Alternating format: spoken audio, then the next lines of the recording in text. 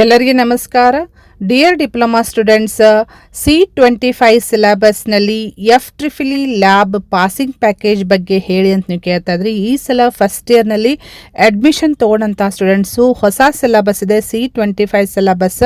ಅದರಲ್ಲಿ FEEE lab ಎಲ್ಲ engineering ಬ್ರಾಂಚ್ದವ್ರಿಗೆ common subject ಅದು. ಸೊ ಸ್ವಲ್ಪ ಬ್ರಾಂಚಿಗೆ ಫಸ್ಟ್ ಸೆಮಿಸ್ಟರ್ನಲ್ಲಿ ಬರ್ತದೆ, ಸ್ವಲ್ಪ ಬ್ರಾಂಚಿಗೆ ಸೆಕೆಂಡ್ ಸೆಮಿಸ್ಟರ್ ಬರ್ತದೆ, but it is common subject for first year C25 syllabus students. Okay, so ಇಲ್ಲಿ ನೀವು ನೋಡಬಹುದು FEEE ಲ್ಯಾಬದ್ದು ಮಿನಿಮಮ್ ಪಾಸಿಂಗ್ ಮಾರ್ಕ್ಸನ್ನು ಕೊಟ್ಟಿದ್ದಾರೆ, ಮತ್ತು ಮೋಸ್ಟ್ ಕಾಮನ್ಲಿ ಆಸ್ಡ್ ಕ್ವಶನ್ಸ್ ಯಾವುದು ಬರ್ಬೋದು ಅಂಥೇಳಿ ನಾನು ನಿಮಗೆ ಹೇಳ್ತಾ ಹೋಗ್ತೀನಿ, ಮತ್ತು ಯಾವ ರೀತಿ ಲ್ಯಾಬ್ ಎಕ್ಸಾಮ್ ಕಂಡಕ್ಟ್ ಮಾಡ್ತಾರಂತೂ ನನಗೆ ಹೇಳ್ತೀನಿ. ನೀವು ಹೇಗೆ ಮಿನಿಮಮ್ ಸ್ಕೋರ್ ಮಾಡಬೇಕು ಮತ್ತು ಪಾಸಿಂಗ್ ಟಿಪ್ಸ್ ಎಲ್ಲನೂ ಹೇಳ್ತೀನಿ ನಾನು ಇಲ್ಲಿ. ಓಕೆ, ಸೊ ಇದು ಸಿಲೆಬಸ್ನಲ್ಲಿನೇ ಮೆನ್ಷನ್ ಮಾಡಿದ್ದಾರೆ ಮಿನಿಮಮ್ ಪಾಸಿಂಗ್ ಮಾರ್ಕ್ಸ್ ಎಷ್ಟು ಅಂತಂತೇಳಿ FEEE ಲ್ಯಾಬದ್ದು ಇಲ್ಲಿ ಕ್ಲಿಯರ್ಲಿ ಮೆನ್ಷನ್ ಮಾಡಿದ್ದೆ ನೋಡ್ರಿ. ಇದು ಸಿಲೆಬಸ್ನಲ್ಲಿ ಕೆಳಗಡೆ ನೀವು ನೋಡ್ತಾ ಹೋದರೆ ಓಕೆ ಸಿಯರ್ SEE ಅಂದರೆ ಸೆಮಿಸ್ಟರ್ ಎಂಡ್ ಎಕ್ಸಾಮಿನೇಷನ್. ಸೊ SEEಗೆ ಎಷ್ಟು ಟೈಮ್ ಕೊಟ್ಟಿರ್ತಾರೆ ಅಂದರೆ ಎಂಡ್ ಎಕ್ಸಾಮ್ ನಿಮ್ಮದು 3 hours ಕಂಡಕ್ಟ್ ಮಾಡ್ತಾರೆ. ಮ್ಯಾಕ್ಸಿಮಮ್ ಮಾರ್ಕ್ಸ್ ಎಷ್ಟಿರ್ತದೆ ಅಂದರೆ 50 marks. So minimum marks to pass ಅಂದರೆ ಪಾಸಿಂಗ್ ಮಾರ್ಕ್ಸ್ ಎಷ್ಟು ಅಂದರೆ 20 ಮಾರ್ಕ್ಸ್ ನೀವು ತೊಗೋಬೇಕು. So total 40% is the minimum passing marks. So 50ಗೆ 40% ತೆಗೆದ್ರೆ ನೀವು 20 ಮಿನಿಮಮ್ ತೊಗೋಬೇಕು. ಫಾರ್ ಆಲ್ ಥಿಯರಿ ಇರ್ಬೋದು, ಲ್ಯಾಬ್ ಇರ್ಬೋದು, 40% is the minimum passing marks. So ನೀವು ಲ್ಯಾಬಿಗೆ 50ಗೆ ಎಷ್ಟು ತೊಗೋಬೇಕಂದ್ರೆ 20 ಮಾರ್ಕ್ಸ್ ತೊಗೋಬೇಕು. ಓಕೆ, ಸೊ ಲ್ಯಾಬ್ ಎಕ್ಸಾಮ್ ಹೇಗೆ ಕಂಡಕ್ಟ್ ಮಾಡ್ತಾರ ಅಂತ ನೀವು ಕೇಳ್ತೀರಿ. ಸೊ ಲ್ಯಾಬ್ ಎಕ್ಸಾಮ್ ಕಂಡಕ್ಟ್ ಮಾಡಬೇಕಂದ್ರೆ ನಿಮಗೆ ಯೂಸ್ವಲಿ ಲ್ಯಾಬ್ ಎಕ್ಸಾಮ್ನಲ್ಲಿ ಇಬ್ಬರು ಎಕ್ಸಾಮ್ನರ್ಸ್ ಇರ್ತಾರೆ. ಒಬ್ಬರು ಇಂಟರ್ನಲ್ ಎಕ್ಸಾಮ್ ಇರ್ತಾರೆ, ಇನ್ನೊಬ್ಬರು ಎಕ್ಸ್ಟರ್ನಲ್ ಎಕ್ಸಾಮ್ನರ್ ಇರ್ತಾರೆ. ಸಮ್ ಆಫ್ ದಿ ಕೇಸಸ್ ಇಬ್ಬರು ಎಕ್ಸ್ಟರ್ನಲ್ ಎಕ್ಸಾಮ್ನರ್ ಬರ್ಬೋದು. ಸೊ ನೀವು ಲ್ಯಾಬ್ ಎಕ್ಸಾಮಿಗೆ ಹೋದಾಗ ಏನೆಲ್ಲ ಕ್ಯಾರಿ ಮಾಡ್ಬೇಕಂತ ಹೇಳಿ ನನಗೆ ಹೇಳಬೇಕಂದ್ರೆ, ಫಸ್ಟ್ ನೀವು ಹಾಲ್ ಟಿಕೆಟ್ ತೊಗೊಂಡು ಹೋಗಬೇಕು. ಯೂನಿಫಾರ್ಮ್ನಲ್ಲಿ ನೀವು ಎಕ್ಸಾಮ್ ಅಟೆಂಡ್ ಮಾಡಬೇಕಾಗುತ್ತೆ. ಲ್ಯಾಬ್ ರೆಕಾರ್ಡ್ ಕಂಪಲ್ಸರಿ ಕ್ಯಾರಿ ಮಾಡಿ. ಕಂಪೋನೆಂಟ್ಸ್ ನಿಮ್ಮದೇ ಇದ್ದರೆ ನೀವೇ ತೊಗೊಂಡು ಹೋಗಬೇಕು, ಅಥವಾ ನಿಮ್ಮ ಲ್ಯಾಬ್ನಲ್ಲಿ ಕೊಡ್ತಾ ಇದ್ರೆ no problem.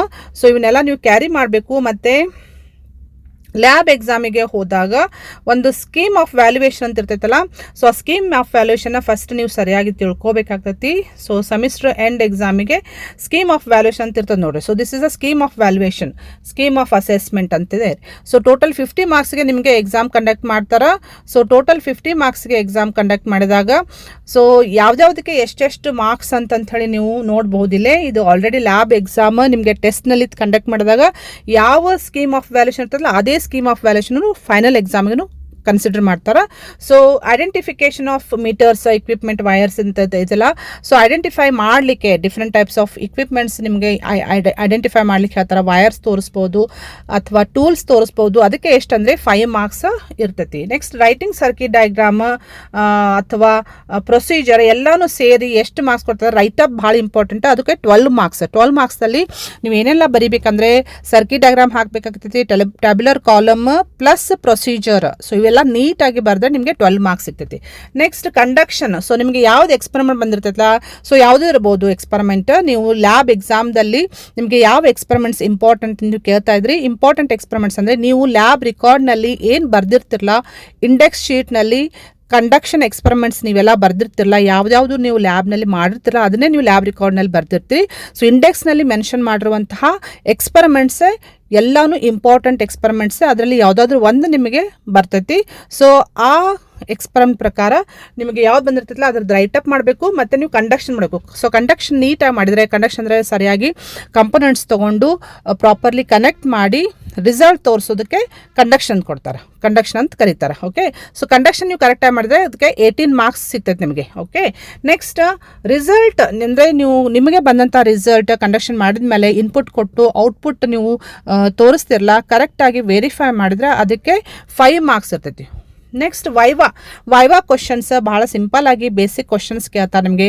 For example what is resistance, what is voltage ಅಂತ ಕೇಳ್ಬೋದು, ವಾಟ್ ಈಸ್ ಕರೆಂಟ್ ಅಂತ ಕೇಳ್ಬೋದು, what is AC signal, what is DC signal, what is frequency, ಆ ರೀತಿ ಸಿಂಪಲ್ ಕ್ವಶನ್ಸ್ ಕೇಳ್ತಾರಲ್ಲ ಅದಕ್ಕೆ ನೀವು ನೀಟಾಗಿ ಆನ್ಸರ್ ಮಾಡಿದರೆ ಕರೆಕ್ಟಾಗಿ ಅದಕ್ಕೆ 10 ಮಾರ್ಕ್ಸ್.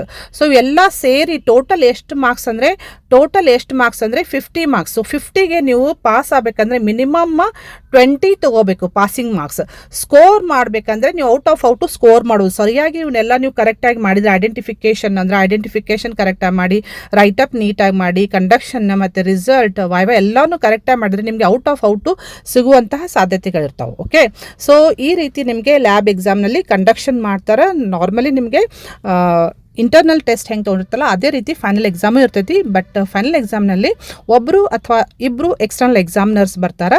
ಮತ್ತು ಫೈನಲ್ ಎಕ್ಸಾಮ್ನಲ್ಲಿ ಭಾಳ ಇಂಪಾರ್ಟೆಂಟ್ ಏನಂದರೆ ನೀವು ಲ್ಯಾಬ್ ರೆಕಾರ್ಡ್ ಕಂಪಲ್ಸರಿ ತೊಗೊಂಡು ಹೋಗಬೇಕು, ಹಾಲ್ ಟಿಕೆಟ್ ತೊಗೊಂಡು ಹೋಗಬೇಕು, ಮತ್ತು ID ಕಾರ್ಡು ತೊಗೊಂಡು ಹೋಗಬೇಕು, ಮತ್ತು ಯೂನಿಫಾರ್ಮ್ನಲ್ಲಿನೇ ನೀವು ಲ್ಯಾಬ್ ಎಕ್ಸಾಮ್ ಅಪಿಯರ್ ಆಗಬೇಕು. ಓಕೆ, ಸೊ ಯಾವುದೇ ರೀತಿ ಹೆದರಿಕೆ ಇರಲಾರ್ದೆ ನೀವು ಲ್ಯಾಬ್ ಎಕ್ಸಾಮ ಫೇಸ್ ಮಾಡಿ ವೈವಾ ಚೆನ್ನಾಗಿ ಮಾಡಿದ್ರೆ ನೀವು ಸ್ಕೋರ್ ಮಾಡಲಿಕ್ಕೆ ಬಹಳ ಈಸಿ ಆಗ್ತೈತಿ. ಮತ್ತು ಎಕ್ಸ್ಪೆರಿಮೆಂಟ್ಸ್ ಬಗ್ಗೆ ನೀವು ಕೇಳ್ತಾ ಇದ್ರಿ, ಇಂಪಾರ್ಟೆಂಟ್ ಎಕ್ಸ್ಪೆರಿಮೆಂಟ್ಸ್ ನೀವು ಲ್ಯಾಬ್ ರೆಕಾರ್ಡ್ನಲ್ಲಿ ಬರೆದಂತಹ ಎಕ್ಸ್ಪೆರಿಮೆಂಟ್ಸ್ ಎಲ್ಲಾನು ಇಂಪಾರ್ಟೆಂಟ್ ಎಕ್ಸ್ಪೆರಿಮೆಂಟ್ಸೇ, ಅದರಲ್ಲಿ ಯಾವುದಾದ್ರೂ ಒಂದು ನಿಮಗೆ ಬರ್ತೈತಿ. ಓಕೆ, ಸೊ ಇನ್ನು ಲ್ಯಾಬ್ ಎಕ್ಸಾಮ್ನಲ್ಲಿ ನಿಮಗೆ ಲಾಟ್ ಸಿಸ್ಟಮ್ ಪ್ರಕಾರ ಅಂದರೆ ಪಿಕ್ ಮಾಡ್ಲಿಕ್ಕೆ ಹೇಳ್ತಾರೆ. ಸೊ ಪಿಕ್ ಅಂದರೆ ಯಾವುದಾದ್ರೂ ರ್ಯಾಂಡಮ್ ಆಗಿ ನಿಮಗೆ ಕ್ವಶನ್ ಬರ್ತೈತಿ. ಆ ಕ್ವಶನ್ ನಿಮ್ಗೆ ಬಂದಂಥ ಕ್ವಶನ್ಗೆ ನೀವು write-up ಮಾಡಬೇಕಾಗ್ತೈತಿ, conduction ಮಾಡಬೇಕಾಗ್ತೈತಿ, result ತೋರಿಸ್ಬೇಕಾಗ್ತೈತಿ. Okay, so ಈ ರೀತಿ ಲ್ಯಾಬ್ ಎಕ್ಸಾಮ್ ಕಂಡಕ್ಟ್ ಮಾಡ್ತಾರೆ. ಸೊ ಲ್ಯಾಬ್ ಎಕ್ಸಾಮ್ನಲ್ಲಿ ನೀವು ರಿಸಲ್ಟ್ ತೋರಿಸಿದ ಮೇಲೆ ಎಕ್ಸಾಮ್ನರಿಗೆ ಅವರು ಸೈನ್ ಮಾಡ್ತಾರೆ. ಸೈನ್ ಮಾಡಿದ್ದು ನೀವು ಕನ್ಫರ್ಮ್ ಮಾಡ್ಕೋಬೇಕು. ಸಪೋಸ್ ಅವ್ರು ಸೈನ್ ಮಾಡಿರದೆ ಹೋದರೆ ನೀವು ರಿಸಲ್ಟ್ ತೋರಿಸಿದಾದ್ಮೇಲೆ ಅವ್ರ ಕಡೆ ಕೇಳಿ ನೀವು ಸೈನ್ ಪಡ್ಕೋಬೇಕಾಗ್ತೈತಿ. ಸೊ ಇವೆಲ್ಲ ಮಿನಿಮಮ್ ನೀವು ಗೊತ್ತಿರಬೇಕು ಲ್ಯಾಬ್ ಎಕ್ಸಾಮ್ನಲ್ಲಿ ಏನೇನು ಮಾಡ್ಬೇಕಂತ ಹೇಳಿ. ಆಮೇಲೆ ಎಕ್ಸಾಮ್ ಟೈಮ್ದಲ್ಲಿ ಕಾಪಿ ಮಾಡೋಕ್ಕೆ ಹೋಗಬೇಡ್ರಿ, ಬೇರೆದವ್ರ ಜೊತೆ ಮಾತಾಡೋಕ್ಕೆ ಹೋಗಬೇಡ್ರಿ. ಜಸ್ಟ್ 3 hours ಟೈಮ್ ಇರ್ತದೆ ನಿಮಗೆ. ಆದಷ್ಟು ಬೇಗನೆ ನೀವು ಎಕ್ಸಾಮ್ ಮುಗಿಸಿದ್ರೆ ನಿಮಗೆ ಸ್ಕೋರ್ ಮಾಡಲಿಕ್ಕೆ ಹೆಲ್ಪ್ ಆಗ್ತೈತೆ. ಓಕೆ, ಇನ್ನೊಂದು ಇಂಪಾರ್ಟೆಂಟ್ ಏನಂದರೆ ಲ್ಯಾಬದ್ದು ಎಕ್ಸ್ಪೆರಿಮೆಂಟ್ಸ್ ಕೆಲವೊಂದು ಮೋರ್ ದೆನ್ 50% ಎಕ್ಸ್ಪೆರಿಮೆಂಟ್ಸದ್ದು ನಾನು ವಿಡಿಯೋ ಮಾಡಿ ಪ್ಲೇಲಿಸ್ಟ್ ಮಾಡಿ ಶೇರ್ ಮಾಡಿದ್ದೀನಿ ಯೂಟ್ಯೂಬ್ ಚಾನಲ್ದಲ್ಲಿ. ಆ ಪ್ಲೇಲಿಸ್ಟದ್ದು ಲಿಂಕನ್ನು ಈ ವಿಡಿಯೋ ಡಿಸ್ಕ್ರಿಪ್ಷನ್ದಲ್ಲಿ ಹಾಕ್ತೀನಿ. ಅದನ್ನು ಯೂಸ್ ಮಾಡಿಕೊಂಡು ನೀವು ಎಕ್ಸ್ಪೆರಿಮೆಂಟ್ಸದ್ದು ಕಂಡಕ್ಷನ್ ವಿಡಿಯೋ ನೋಡಿಕೊಂಡು ನೀವು ಪ್ರಾಕ್ಟೀಸ್ ಮಾಡಲಿಕ್ಕೆ ಭಾಳ ಹೆಲ್ಪ್ ಆಗ್ತೈತೆ ಎಕ್ಸಾಮಿಗೆ. ಮತ್ತು ಅಷ್ಟೇ ಅಲ್ಲದೆ ಲ್ಯಾಬ್ ಎಕ್ಸಾಮ್ನಲ್ಲಿ ವೈವಾ ಕ್ವಶನ್ಸ್ ಏನೆಲ್ಲ ಕೇಳ್ತಾರೆ, ಇಂಪಾರ್ಟೆಂಟ್ ವೈವಾ ಕ್ವಶನ್ಸ್ದು ಅದ್ರದ್ದು ಸೆಪ್ರೇಟ್ ವಿಡಿಯೋ ಇದೆ. ಅದನ್ನು ಲಿಂಕ್ ನಾನು ಶೇರ್ ಮಾಡ್ತೀನಿ ವಿಡಿಯೋ ಡಿಸ್ಕ್ರಿಪ್ಷನಲ್ಲಿ. ಸೊ ಇವೆಲ್ಲ ಟಿಪ್ಸ್ ಅಂತಂದು ತಿಳ್ಕೊಂಡು ನಾನು ನಿಮಗೆ ಶೇರ್ ಮಾಡ್ತಾ ಇದ್ದೀನಿ.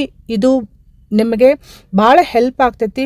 ಈ ಮಾಹಿತಿ ನಿಮಗೆ ಯೂಸ್ಫುಲ್ ಅನಿಸಿತ್ತಂದರೆ ನಿಮ್ಮ ಫ್ರೆಂಡ್ ಸರ್ಕಲ್ಗೂ ಶೇರ್ ಮಾಡಿರಿ, ಅವ್ರಿಗೆ ಹೆಲ್ಪ್ ಮಾಡೋದಾಗ್ತೈತಿ. ಮತ್ತು ಇದೇ ರೀತಿ ಪ್ರಿಪ್ರೇಷನ್ನ ನೀವು ಬೇರೆ ಲ್ಯಾಬ್ ಎಕ್ಸಾಮಿಗೂ ನೀವು ಮಾಡ್ಕೋಬಹುದು.